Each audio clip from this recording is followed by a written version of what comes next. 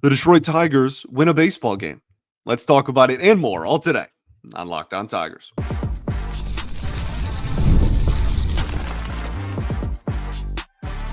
You are Locked On Tigers, your daily Detroit Tigers podcast. Part of the Locked On Podcast Network, your team every day.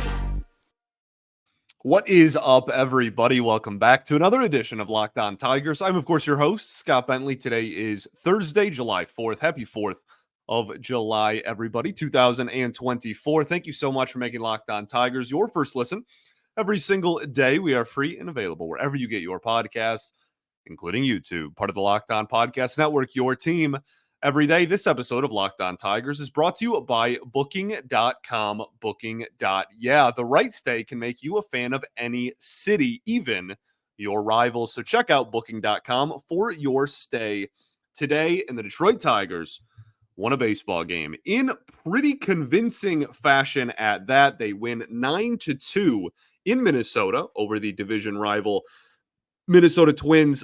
Great ball game. Welcome in, welcome all, everybody. Happy holiday, happy 4th of July to everybody. I know I do have some Canadian listeners as well. Happy late and belated Canada Day, which was obviously a few days ago as well. But happy 4th of July. Hope everyone has a very fun and safe holiday. We are still here, even on the 4th of July, and I will still be here tomorrow as well, recapping the series finale against the Minnesota Twins. But we have a win in game 2 to discuss first. This was a really just good ball game, man. Good vibes, good energy. Just a really great game. The pitching was really solid. There's a couple lapses in that we'll talk about for sure. But I mean, there've been less than 30 perfect games ever. Okay, there's always going to be something to complain about when as far as I can tell. But look, like this really was obviously big offensive night. It wasn't just one swing that was all of the offense either, which was really nice to see. This was the entire lineup, really, top to bottom. Almost everybody got on base at least once. Not quite everybody, but almost. Again, really solid start by Keider Montero. Just all around, this was a solid win for the Detroit Tigers. And that's something we have just not had in a while and just very much in general.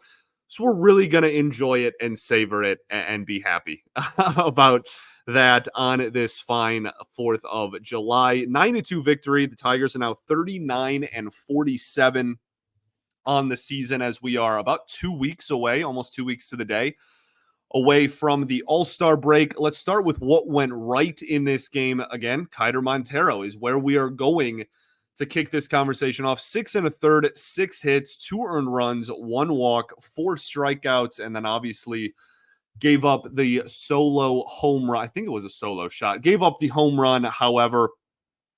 Look, this was a really solid performance. I think that this was his best. I mean, I think it's his best. It's not really a hot take. Pretty objectively, I think his best outing as a major leaguer so far. And I think the thing that really was different in this outing compared to other ones was fastball command specifically. And it wasn't, he wasn't Greg Maddux up there, right? It wasn't pinpoint, but it was significantly better than we have seen from him so far at the major league level.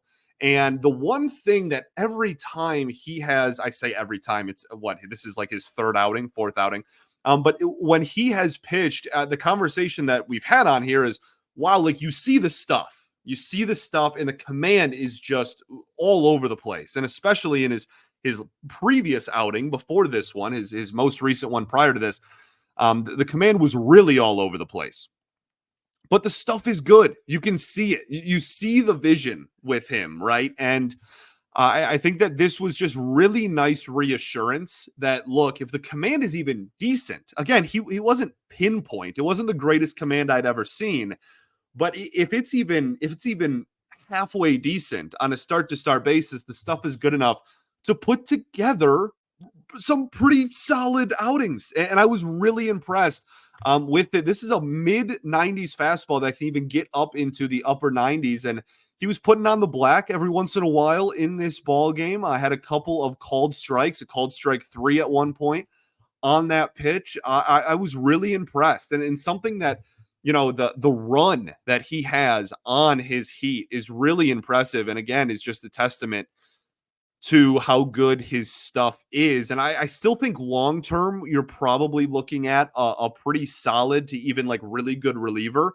But for right now, especially with how this season has gone, I have zero issue putting him in the rotation and giving him starts. None at all. See if you can develop, a little bit more consistency. This dude pitched into the seventh, and I cannot express how much I love the fact that AJ Hinch left him out there in the seventh, right? It wasn't, we're going to send you out in the seventh, and then the second you give up a base runner, you're gone. No, he gave up one base runner. He gave up a second base runner and still got left in the game and then recorded an out, right? And then Alex Faedo struggled. We'll talk about that a little bit later. And obviously that run scored actually via Montero, I think. Either way, just it was because it was Buxton after the double. But it was really nice to see him be able to go deep into the game. It was an efficient outing. He kept the ball on the ground. He was able to get some swings and misses when he needed as well.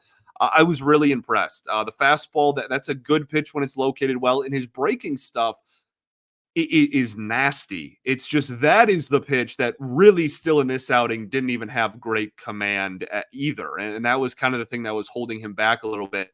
A lot of hanging curveballs and hanging sliders in this one. And I appreciate the fact that he kind of has two different ones. That's kind of a lost start because of the revolution of the sweeper in today's game. You don't see too many people, especially starters, that have like a pure slider and a pure curveball. And the fact that he kind of works with both, I think is really fascinating and cool.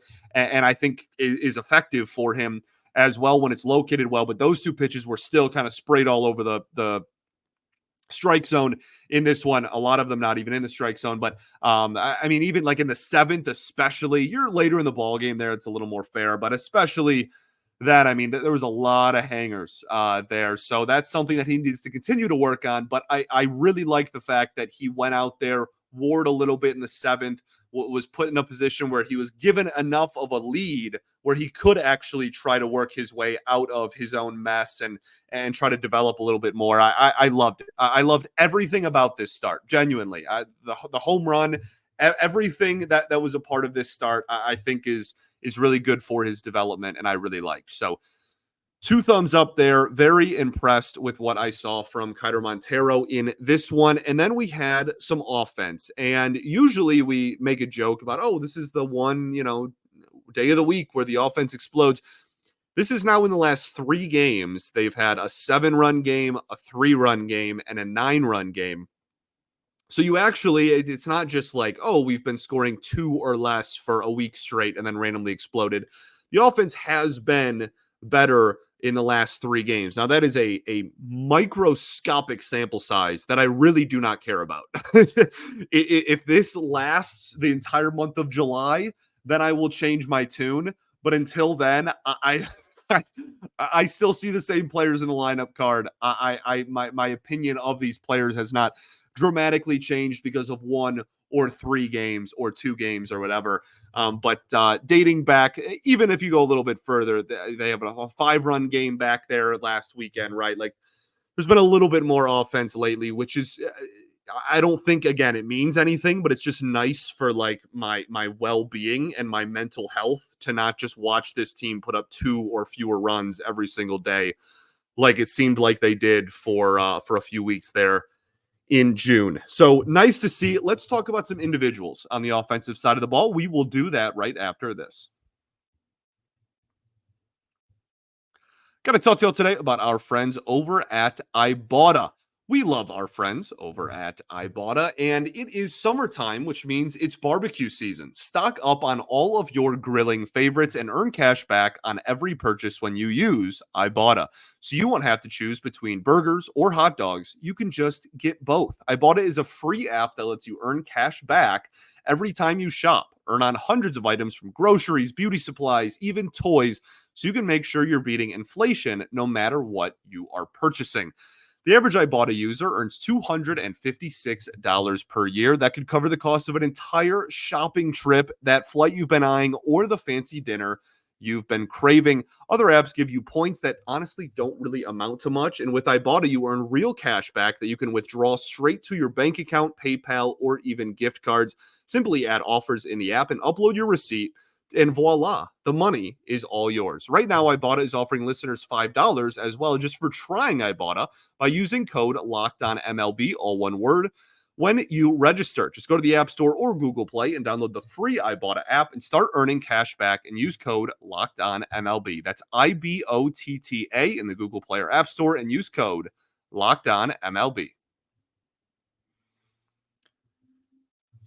All right, everybody, welcome back here. Segment 2 of Locked On Tigers. Appreciate y'all for tuning in as always, making us your first listen every single day. Shout out to the everydayers that do tune in every day, and we will be back tomorrow recapping this series finale against the Minnesota Twins and talking about anything else surrounding the Tigers organization. Also, be sure to check out Locked On Sports Today, a free 24/7 streaming channel program for you every day, bringing you the biggest stories in sports from all of our great hosts here at Locked On. Again, subscribe for free on YouTube, Locked On Sports Today, or check it out for free in the Amazon Fire TV channels app. Talking about what went right into segment 2. When's the last time that happened? When's the last time we started that what went right has carried over into 2 separate segments? It was a rough June, but we're here. And this was a really, again, solid ball game.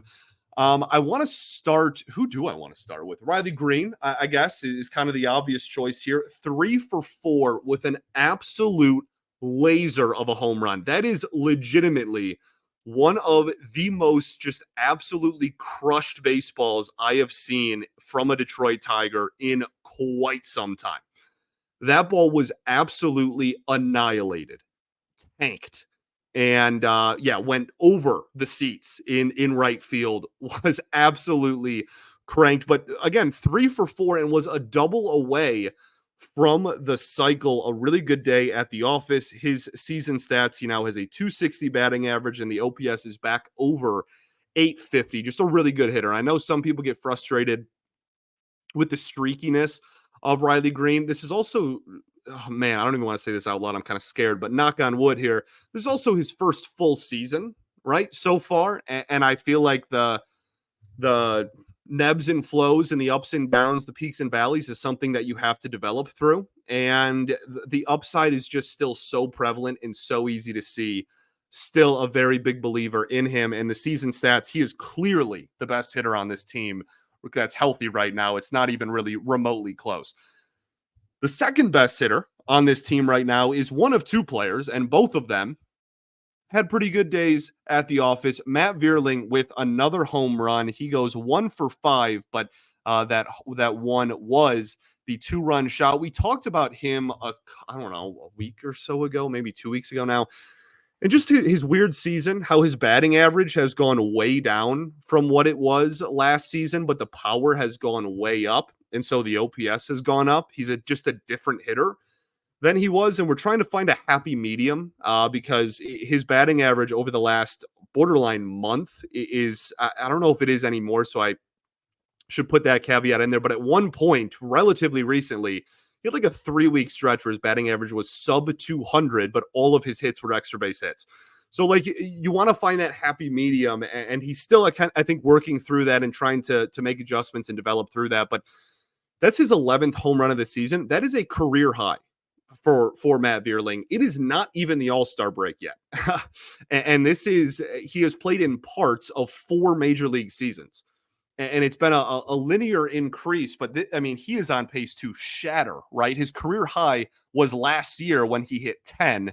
This was his 11th, and it's the 3rd of July, the 4th of July. So I think that it's a good sign. It's something, obviously, again, continues to try to pull the baseball in the air, something that he's been doing a lot more this season, but I think nice to see. I think you give me a little bit more walks. You do give me some of those, singles still, and use the whole field a little bit more on those, and you get a lot of a more complete hitter, and you get somebody that even could push that OPS. I don't know why I said OPS weird there, push that OPS up to like that 750 mark with, again, potentially 20 home run power would be a legitimate asset for this team going forward. So that's something to keep an eye out there. Still some adjustments to make to get there, though. That's the biggest thing. But a great day for him. Wenceel Perez with the home run. Nice to see. You know, we're at a point in the season again. I think the season, as far as, you know, are we going to compete? Is this team going to compete and make a run? Like, no, I don't think they are. Would love to be proven wrong. Don't think that that's going to happen. So anytime a young player has a good game and is I guess he really only had the one hit, 1-for-4 with the homer, but anytime Wenceel Perez does well from here on out, I'm going to be pretty pumped about that because we should be earmarking at bats for him. That should be something that's part of the game plan. Should be, you know what, he's somebody that at least there is some chance that he is a long-term piece of this team. Is it a super likely one? Is it a super high percent chance? Not necessarily, but you know, more so than Gio Urshela and Mark Hanna. So like, and I'm not trying to just pick on those two. There's plenty of guys on this team you can say that about. But I think that it is nice to see him, and just a cool moment. Grand slam and back-to-back homers after a grand slam. Just really cool. Don't see that very often and haven't seen that from a Tigers player in who knows how long. Actually, they showed it on the broadcast. It was Carlos Pena while he was in the booth, believe it or not. So that was kind of a cool moment there for the Bally broadcast.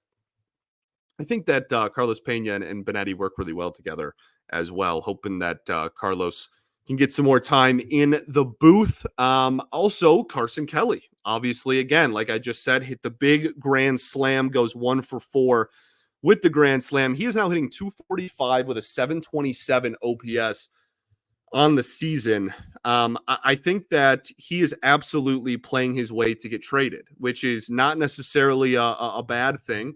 And I think that if you would have told me when, you know, in the last fall, when we picked up his player option or team option rather, and opted into that and signed up for another year of Carson Kelly, that he was going to have any trade value, I would have taken that as a huge win. That's not something I expected. So he has, again, quickly become, if you look at OPS, you know, he's quickly become one of the better hitters on this team and is hitting 245, which unfortunately is, one of the better batting averages on the team too. But, he's in that lineup for some thump in the bat. He's had a little bit of a power surge lately, got off to a pretty hot start early in the season as well. So yeah, the fact, and he has graded out as one of the better defensive catchers really in the American League, very quietly. His defensive metrics are freaking phenomenal. So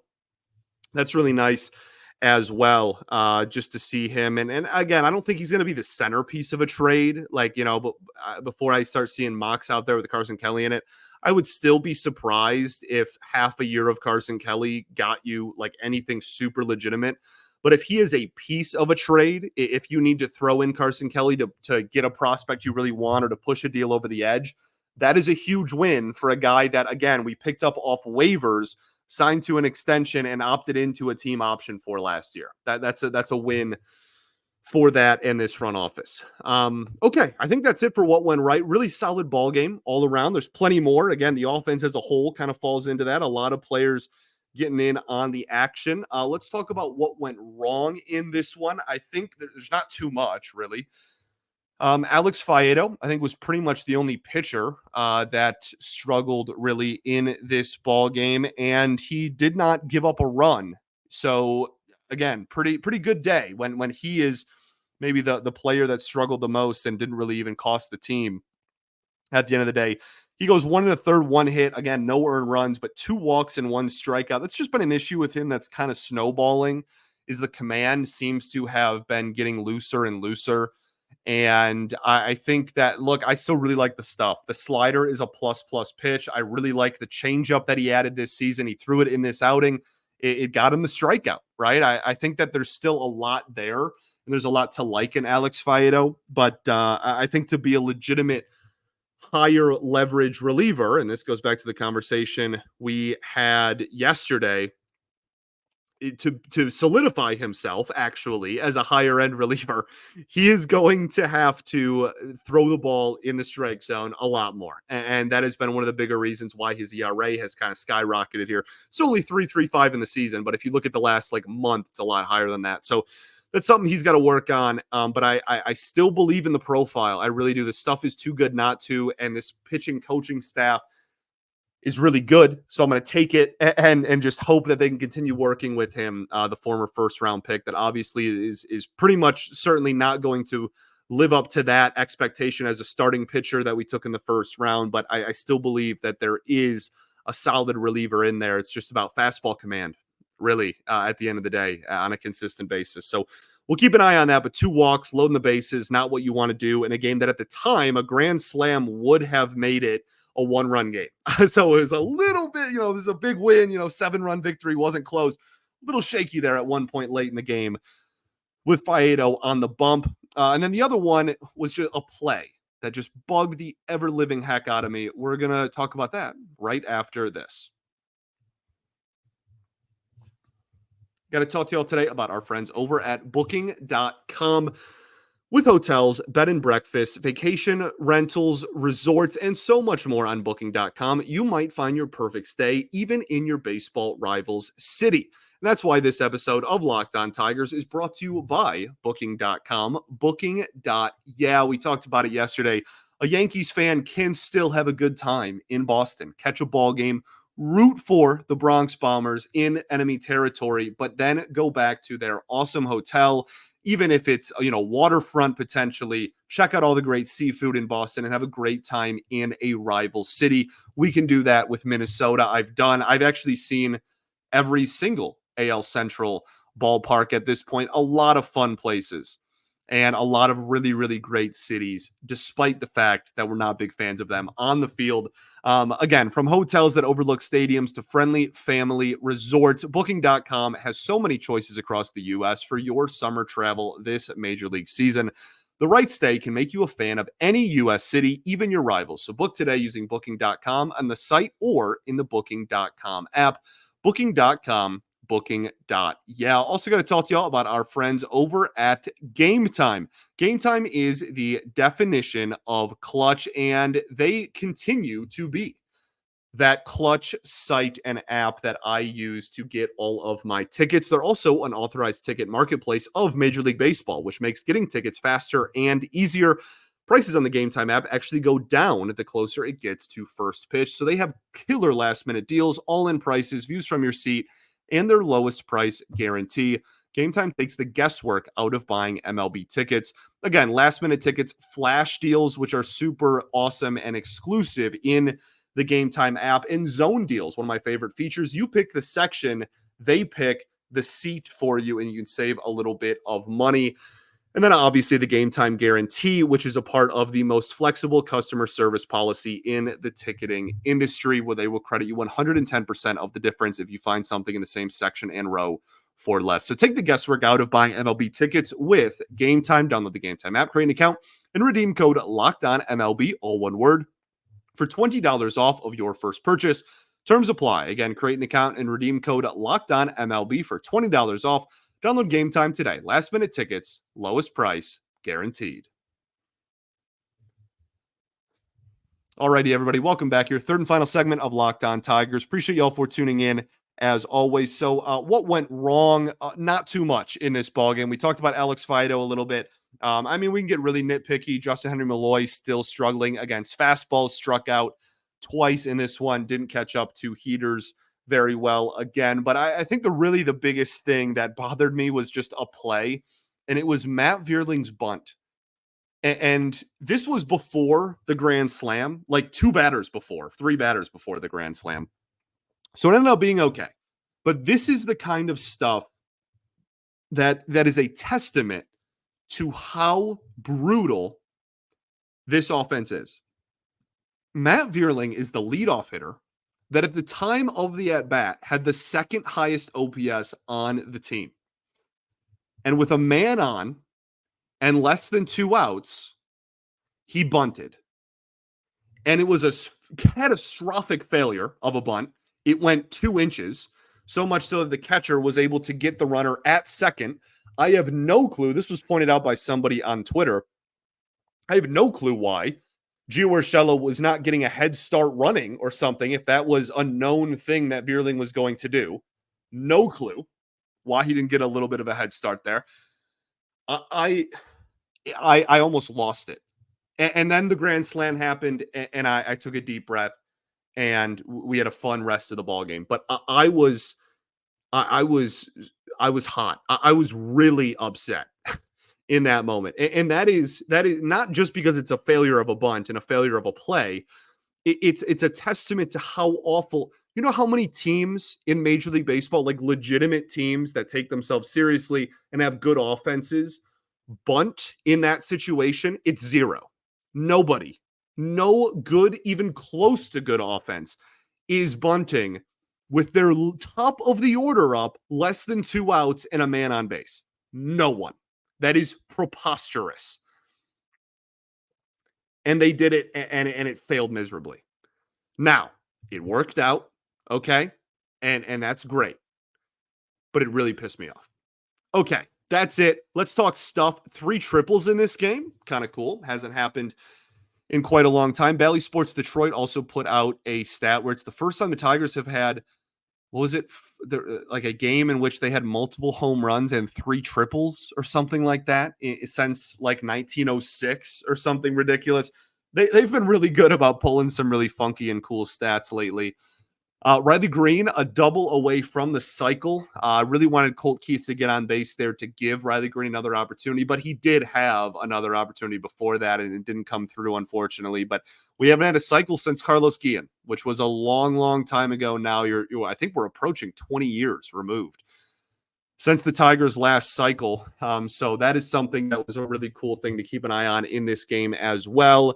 And then probably the star of the show and the coolest thing of the entire broadcast was the 2 kids talking to Riley Greene after the game, getting his autograph, telling the story about how they, they saw the ball come in over the stands and they were playing around up there and then found, saw the ball come in and they got to meet Riley Greene and get his autograph. And it's just like, that is what ball is all about, man. That is really, really awesome. And is just brings you back to the root of baseball and how beautiful of a game it truly is. Johnny Kane absolutely crushed that moment as well, talking to them, interviewing those kids. It was just really, really awesome. So, yeah, gotta love baseball. And it's the 4th of July, and the Tigers play.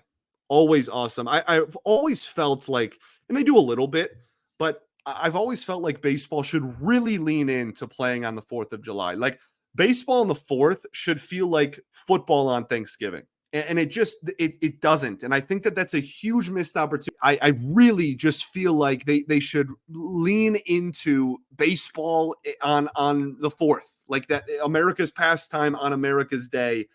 Like that just really feels like something that is kind of a missed opportunity. And they'll do like the red, white, and blue stuff, and they'll talk about it, whatever. But I feel like it should be more, I don't know, linked to the day. Again, kind of like how football is with Thanksgiving. So that's my weird soapbox rant about the 4th of July and how baseball should be a bigger part of it. But happy 4th, everybody. Hope everyone has a fantastic holiday. All-star lineups were released as well. No Tigers are starters, obviously, as we knew and have known. National League: William Contreras, Bryce Harper, Ketel Marte, Trey Turner, Alec Boehm, Christian Yelich, Jurickson Profar, Fernando Tatis Jr., and Shohei Ohtani. And the American League, you have Adley Rutschman, Vladimir Guerrero Jr., Jose Altuve, Gunnar Henderson, Jose Ramirez, Aaron Judge, Juan Soto, Steven Kwan, and Yordan Alvarez.